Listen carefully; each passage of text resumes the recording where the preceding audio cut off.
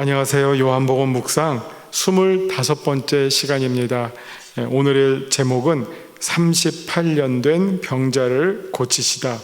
예수님께서 베데스다 못가에서 38년 된 병자를 고치시는 장면으로 요한복음 5장이 시작됩니다. 요한복음 5장 1절부터 9절 오늘의 본문 말씀을 읽고 공부를 시작합니다. 요한복음 5장 1절입니다. 그 후에 유대인의 명절이 되어 예수께서 예루살렘에 올라가시니라. 예루살렘에 있는 양문 곁에 히브리 말로 베데스다라 하는 못이 있는데 거기에 행각 5이 있고 그 안에 많은 병자, 맹인, 다리 저는 사람, 혈기 마른 사람들이 누워 물의 움직임을 기다리니 이는 천사가 가끔 못에 내려와 물을 움직이게 하는데 움직인 후에 먼저 들어가는 자는 어떤 병에 걸렸든지 낫게 되미러라. 거기 38해 된 병자가 있더라. 예수께서 그 누운 것을 보시고 병이 벌써 오래된 줄 아시고 이르시되 내가 낫고자 하느냐? 병자가 대답하되 주여 물이 움직일 때에 나를 못에 넣어주는 사람이 없어 내가 가는 동안에 다른 사람이 먼저 내려가나이다. 예수께서 이르시되 일어나 내 자리를 들고 걸어가라 하시니 그 사람이 곧 나아서 자리를 들고 걸어가니라. 이날은 안식일이니. 여기까지 봉독했습니다. 오늘 말씀의 요점 읽겠습니다. 예수님은 베데스다 연못가에서 38년 된 병자를 고쳐주십니다. 베데스다 연못에 물이 움직일 때 누구든지 처음 들어간 사람은 어떤 병이든지 낫게 된다는 기적의 이야기에서 소외되던 오래된 병자가 예수님을 만나서 그 못에 들어가지 않고도 나음을 입게 되었다는 이야기입니다. 1절부터 한번 살펴보도록 합니다. 1절, 그 후에 유대인의 명절이 되어 예수께서 예루살렘에 올라가시니라. 성경은 언제나 그 새로운 장면을 설명할 때 앞의 내용과 이어서 그 다음 장면으로 넘어갈 때 자주 쓰는 표현이 그 후에 이렇게 되죠. 그러니까 시기적으로나 사건적으로 그 다음에 일어난 일들을 가리킬 때 그 후에라는 말을 쓰게 됩니다. 유대인의 명절이 되어 예수께서 예루살렘에 올라가시니라. 예수님께서 예루살렘에 올라가셨던 이유가 그냥 괜히 심심해서 한번 바람 쐬러 가신 게 아니라 유대인의 절기에 따라서 명절이 되면 유대인들은 다 예루살렘에 올라가서 예배를 드리게 되어 있죠. 오늘 이 본문에서 이 명절이 어떤 명절을 가리키는지는 알 수가 없습니다. 우리가 앞에서 이미 요한복음 그 성전에 관련된 말씀이었죠. 그 2절 13절을 보면 유대인의 유월절에 가까운지라 예수께서 예루살렘으로 올라가셨더니, 이때는 유월절이라는 분명한 그 절기가 언급되면서 예루살렘으로 올라가셨던 일, 그래서 성전 안에서 성전을 정리하셨던 그 사건이 기록됐는데, 그것에 이어서 두 번째로 예루살렘에 올라가시는 장면이 요한복음 5장에서 소개가 되고 있습니다. 예수님께서 예루살렘에 올라가시니라. 예루살렘에 있는 양문 곁에 히브리 말로 베데스다라 하는 못이 있는데 거기에 행각 5이 있고, 예루살렘에 있는 양문 곁에, 이게 한글로 양문이라고 하면 이 양이 어떤 뜻을 가리키는지 구분이 안 되죠. 이럴 때 우리가 주로 한자를 쓰기도 하는데요, 이때 양은 양쪽의 양을 뜻하는 게 아니라 그 어린 양 할 때 양, 그 sheep의 gate, 양이 통과하는 문이라는 의미에서의 양문이라고 하겠습니다. 예루살렘 성전의 제물로 양을 많이 바쳤기 때문에 양의 문이 따로 있었던 것 같습니다. 양의 문이라고 불리는 그 문이 있었던 것 같고요. 그런데 그 양문 옆에 히브리 말로 베데스다, 많이 우리 주위에 많이 듣는 명사 가운데 하나죠. 베데스다라고 하는 못이 있는데 우리가 실로암이라고 하는 못도 잘 아시는 것처럼 베데스다라고 하는 못도 예루살렘에서 아주 유명한 못입니다. 거기에 행각 5이 있고 우리식으로 말하면 누각 같은 다섯 채의 건물이 있었다. 근데 이 누각이 마치 요즘식으로 말하면 여관, 뭐 완전한 주택이라기보다는 그 사람들이 간단하게 나그네들이나 이런 사람들이 쉽게 좀 쉬거나 머물 수 있는 그런 간단한 건물이라고 볼 수 있겠는데, 거기에 그 여러 병자들이 오글오글 그냥 왁자지껄 많이 몰려 있었다는 겁니다. 그 이유가 무엇이냐? 4절에 나오죠. 이는 천사가 가끔 못에 내려와 물을 움직이게 하는데 움직인 후에 먼저 들어가는 자는 어떤 병에 걸렸든지 낫게 되밀어라. 이렇게 나옵니다. 사실 그 베데스다라고 하는 이 말의 어원을 여러 학자들이 찾고자 하는데 쉽게 찾아지지가 않아요. 그래서 참 다양한 설명이 있는데 그 중에 하여튼 관심이 가는 설명은 베데스다를 벳하고 헤세드라고 해서 자비해서 자비의 집이라고 하는 그 뜻이 이렇게 합성이 돼서 베데스다, 벳, 헤세드라고 하는 이 두 단어가 합쳐져서 베데스다라고 하는 이름으로 불린다라고 하는 설명이 관심이 가더라고요. 그래서 그 자비의 집, 왜냐하면 이제 병든 사람이 어떻게 그 병을 고칩니까? 그런데 어쨌든 당시에 그 민간 신앙에 의하면 그 연못에 천사가 내려와서 움직일 때, 그 물이 움직일 때 누구든지 이제 먼저 들어가는 사람은 그때 이제 병이 고침을 받는다라고 하는 이 민간 신앙이 있었기 때문에 많은 사람들이 자기의 병을 고치려고 거기에 이제 머물고 있고, 물이 움직이기만을 기다리고, 물이 움직이기 시작하면 아마 여러분 우리가 안 봐도 아시겠죠? 아비규환이었겠죠. 막 먼저 달려가려고, 그 우리 선착순이라는 말 아시잖아요. 군대의 선착순보다 더 처절하죠. 여기에서는 그 무슨 가끔 우리 뉴스에 무슨 문 열자마자 물건 살려고 뛰어가다 깔려, 심지어는 깔려서 죽고 막 이런 엄청난 그 혼돈이 일어나는 그런 상황 가운데 한 사람의 병자가 등장합니다. 그는 5절을 보면 38년 된 병자입니다. 그러니까 이 사람이 몇 살인지는 모르겠어요. 40 초반이든지 중반이든지, 날 때부터였으면 38일 수도 있겠고요. 어쨌든 38 그 이상의 사람이라서 당시로서는 평균 연령으로 치면 나이가 많은 편에 해당이 되고, 참 38년을 병을 앓았는데도 아직도 이걸 당시에 치료도 제대로 못 받았을 때, 약도 없었을 때 살아있는 게 기적이죠. 그럼에도 불구하고 이 사람은 자기의 병이 낫고자 하는 열망이 있지만, 그 베데스다 연못이 움직일 때 가장 먼저 그 못에 들어갈 수 있는 길이 전혀 없는 것이죠. 제가 보기에는 두 발이 멀쩡한 사람이 제일 유리했을 것 같고요. 다른 병이 있더라도.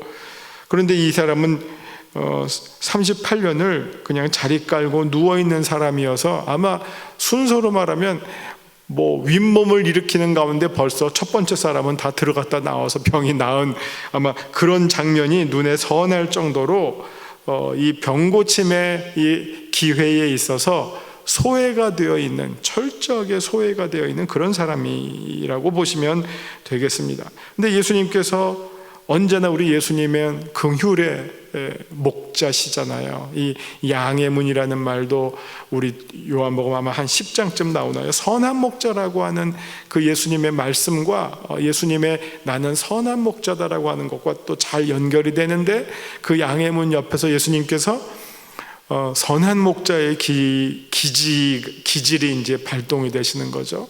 선한 목자는 길 잃어버린 한 마리의 양에 먼저 관심이 가고 애착이 가는 것처럼, 그 길 잃어버린 양을 살리려고 온 힘을 다하는 것처럼 그 수많은 병자 가운데 아마 이 사람보다 더 병을 오래 앓았던 사람이 있을까? 없을 정도로 그 중에서도 제일 열악한 상태에 있는 이 사람에게 예수님께서 눈이 꽂히신 거죠.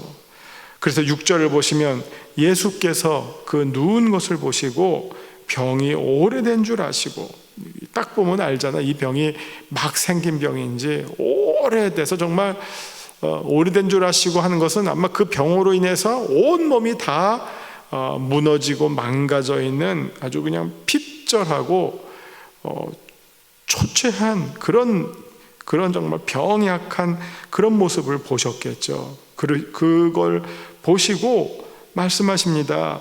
내가 낫고자 하느냐. 너무 당연한 말이지만 이 물음은 어떻게 보면 그 38년 된 병자의 어떻게 보면 믿음을 한번 확인하는 그런 질문이 되겠습니다. 병자가 대답하되 이 사람이 처음부터 예수님을 향해 여러 호칭 가운데 주님이라고 부르는 것이 매우 독특하죠. 선생님이요, 뭐 여러 가지 호칭이 있겠지만 이 사람은 처음부터 예수님을 향해 주여. 우리가 4장에서도 보았지만 주라고 하는 호칭은 결코 쉬운 호칭이 아니거든요. 이거는 로마의 황제에게만 쓸 수 있었던 호칭이고 이스라엘에게 있어서는 여호와 하나님에게만 쓸 수 있었던 호칭인데, 이 38년 된 병자는 예수님을 본 다음에 예수님의 이 대화 속에서 주님이라고 부르면서 주여, 물이 움직일 때에 나를 못에 넣어주는 사람이 없어 내가 가는 동안에 다른 사람이 먼저 내려갑니다. 자기의 아주 안타까운 처지를 주님께 읍소하고 있는 장면입니다.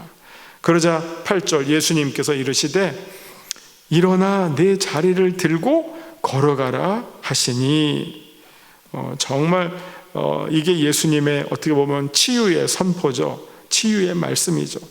일어나라, 그리고 내 자리를 들어라, 내가 깔고 있던 자리를 들어라, 그리고 걸어가라. 연못으로 걸어가라는 게 아니에요. 그냥 아무데로나 걸어가라. 이미 치유가 된 거예요. 일어나라 하는 순간에 치유가 된 거예요. 일어나라, 자리를 들어라. 일단 치유는 일어나라, 그 다음에 자리를 들어라. 이것은 어떻게 보면 이제 옛 삶을 정리하고 새로운 삶으로 나아가라, 그거죠. 완전히 자리가 바뀌는 거죠. 삶의 자리가 바뀌는 거죠. 병으로 눌러 앉아있던 그 자리에서 일어나서 걷는 자리로, 걸어가는 자리로 이 사람의 상태가 바뀌는 거죠. 일어나라, 내 자리를 들어라, 그리고 걸어가라. 이 걸어가라는 마치 파송의 말씀이에요. 어디든지 걸어가라. 일어나라, 자리를 들어라, 그리고 걸어가라 말씀하십니다. 그 사람이 곧 나아서 자리를 들고 걸어가니라. 이게 이제 오늘의 말씀입니다. 예수님께서 말씀하시자 곧 그대로 즉시 나아서 자리를 들고 걸어가게 되었다. 그 다음에 이 날은 안식일이니 하면서 이 다음에 본문은 이제 예수님과 소위 이제 그 안식일 논쟁이 펼쳐집니다. 유대인 사이에서 안식일 논쟁이 펼쳐지는데, 오늘은 그 전까지 이 38년 된 병자를 고쳐주시는 이 장면까지만 우리가 한번 살펴보도록 합니다. 자, 이제 말씀 산책을 보시겠습니다. 1절, 유대인들은 명절이 되면 예루살렘에 올라가서 성전에서 예배드리는 일이 의무였습니다. 여기서 이번에는 5장은 어떤 명절이었는지는 말하고 있지 않습니다. 2절을 보시면 이 이야기는 예루살렘의 양의 문가에 있는 베데스다 연못에서 벌어진 사건입니다. 3절과 4절을 보시면 연못에 물이 움직일 때 제일 먼저 그 물에 들어가는 사람은 치료를 받게 된다는 기적의 이야기가 실현되는 자리입니다. 오늘 이야기의 주인공은 38년 된 병자입니다. 그도 물이 움직일 때 연못에 들어가려 애를 썼으나 번번이 사람들에게 밀려서 그런 기회를 가질 수 없었던 절망 가운데 있었던 사람입니다. 아무 소망이 없고요, 자기의 힘으로는 그 고쳐줄 수 있는 기회를 얻을 수 없는 그런 절망의 사람입니다. 누가 그를 데려가 주지 않는 한 그런 기회를 가질 수가 없는 자입니다. 베데스다 연못이라는 말에는 자비의 집, 집이라는 벳, 그리고 헤세드라고 하는 자비, 베데세드, 이름이 비슷하잖아요. 베데스라는 의미도 있지만, 근데 정말 역설적으로 이게 전혀 자비스러운 일이 아니라 고침을 받는 단 한 사람에게는 이 못이 자비로울 수 있겠지만, 수많은 병자들, 다른 사람들에게는 정말 이걸 뭐라고 말해야 됩니까? 가장 잔인한 연못이 되어 있는 상황입니다. 이게 뭐 전혀 불가능한 것도 아니고 기회가 있지만 그 기회를 절대로 누릴 수 없는, 오히려 더 무자비한 그런 상황 속이라고 말씀드릴 수 있겠습니다. 6절, 예수님은 38년 된 병자에게 내가 낫고자 하느냐라고 물으시며 믿음을 확인하십니다. 그리고는 8절에서 내 자리를 들고 걸어가라 명령하십니다. 단순히 걸어가라가 아니고 내 자리를 들고, 일어나 내 자리를 들고 걸어가라 라고 말씀하셨습니다. 자리를 든다는 것은 이전의 상태를 떠나 버린다는 뜻을 담고 있습니다. 마치 사마리아 여인이 물동이를 버려두고, 예수님의 제자들이 배와 그물을 버려두고, 그런 것처럼 이번에는 이 사람은 자리를 들고 새 자리를 향해서 떠나가게 된다는 것이죠. 새로운 자리와 상황으로의 변화를 말씀하십니다. 여기서 정말 우리가 들고 일어나서 새로운 자리로 옮겨가야 할 곳이 어딘지 우리가 한번 묻게 되죠. 그러자 그 38년 된 병자가 자리를 들고 곧바로 일어나서 걸어가게 되었다라고 본문은 말씀합니다. 자, 오늘 이 본문을 통해서 우리가 한번 살펴볼 내용은 예수님은 누구십니까? 라는 질문을 하게 됩니다. 8절을 보시면, 8절을 한번 또 읽어볼게요. 예수께서 이르시되 일어나 내 자리를 들고 걸어가라 하셨어요. 8절, 예수님은 우리가 눌러 앉아있는 죄의 자리, 악의 자리, 구습의 썩어질 구습의 자리를 털고 일어날 것을 원하시는 분이십니다. 우리가 계속 그 자리에 눌러 앉아있는 한 우리에게는 새로운 변화, 성숙, 그리스도를 따르는 그 길로 들어설 수 없게 될 것입니다. 새로운 자리로 나아가기를 원하시는 분이시고, 그것을 우리에게 명령하시는 분이 바로 예수 그리스도이십니다. 5절의 말씀을 보시면, 5절 또 한번 읽어볼게요. 거기 38해 된 병자가 있더라. 예수님은 거기에 있는 수많은 병자들 가운데 가장 어려운 병자, 가장 낮은 사람, 가장 힘없고 가장 절망 속에 있는 사람, 그 사람을 찾아서 다가오십니다. 예수님은 우리의 어려운 처지를 긍휼하심으로 만나주시는 사랑의 치료자이십니다. 수많은 그 행각에 모인, 여기 3절의 말씀처럼 그 안에 많은 병자, 맹인, 다리 저는 사람, 혈기 마른 사람들이 누워서 정말 거의 거린처럼 누워 있는 거죠. 그 가운데 예수님은 38년 된 병자에게 마음이 쏟아지셨죠. 그래서 그 사람을 긍휼히 여기시고 그 사람을 고쳐주시는 그런 장면을 예수님께서 이루시게 됩니다. 자, 내게 주시는 교훈은 무엇입니까?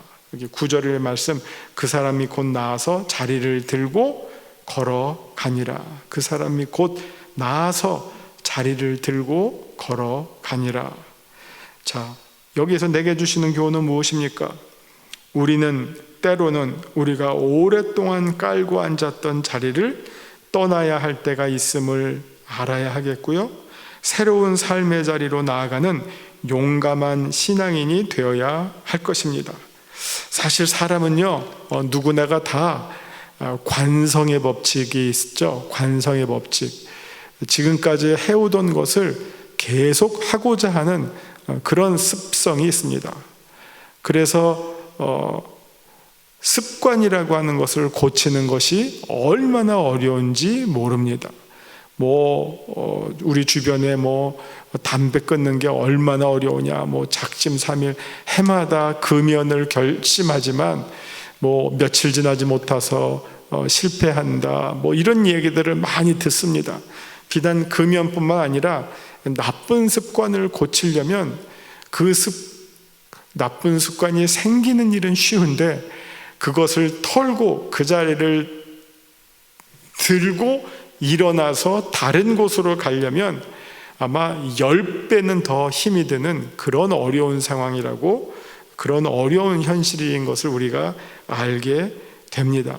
그러나 정말 우리가 예수님께서 일어나라, 자리를 들고 가라 라고 예수님께서 우리에게 명령하시는 그 음성을 우리가 들을 때 정말 우리가 앉아있던 정말 들고 일어나야만 하는 그 자리를 반드시 들고 일어나서 떠나는 용기와 결단이 꼭 필요하겠습니다. 사실 우리의 신앙이 성숙해진다고 하는 것이 무엇입니까? 그런 것들을 하나하나씩 버려버리고 더 새로운 자리, 성숙한 자리로 우리의 삶을 새로 바꾸는 것, 그것이 그리스도를 닮아가는 것이고, 그것이 그리스도를 따라가는 것이고, 그것이 바로 그리스도의 믿음의 장성한 분량에 이르는 그런 모습이고 방법이라고 생각이 됩니다.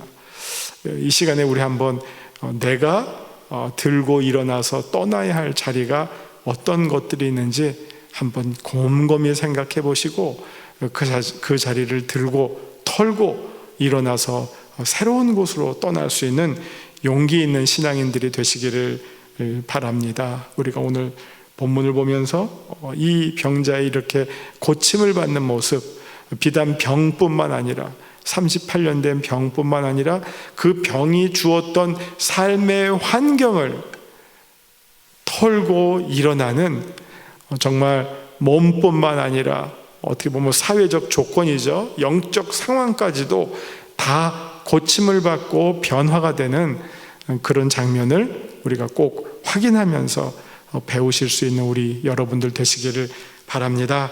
기도하시면서 마치겠습니다. 주님, 누가 우리를 베데스다 연못으로 데리고 갈까 하며 주변의 사람을 바라보며 사람을 의지하지 말게 하시고 전능하신 우리 주님의 말씀을 믿고 일어나서 들고 걸어가라 라는 말씀을 의지하여 주님의 부르심의 자리로 나아갈 수 있는 우리 모두 되도록 하나님 은혜 내려 주시옵소서. 예수님 이름으로 감사드리며 기도하옵나이다. 아멘.